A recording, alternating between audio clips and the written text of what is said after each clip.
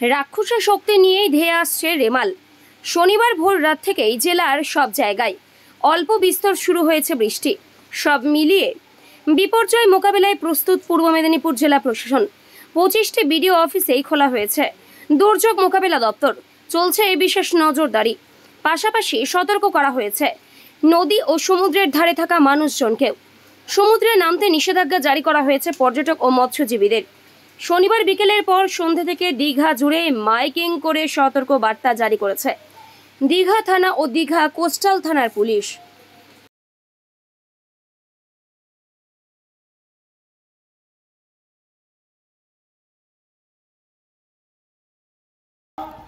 দীঘার সকল অধিবাসীবৃন্দ ও দীঘায় আগত সকল ভ্রমণার্থী পর্যটক বন্ধু ও দীঘার সকল ব্যবসায়ী বন্ধুদের উদ্দেশ্যে জানানো যাইতেছে যে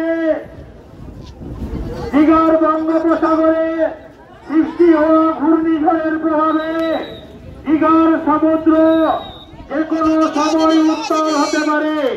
তাই দীঘার অধিবাসীবৃন্দ ও দীঘায় আগত ভ্রমণার্থী পর্যটক বন্ধুদের কাছে প্রশাসনের তরফ থেকে বিনম্র সাব ডিভিশনাল অফিসার কাথি মহকুমা ব্যুরো রিপোর্ট এখন সংবাদ।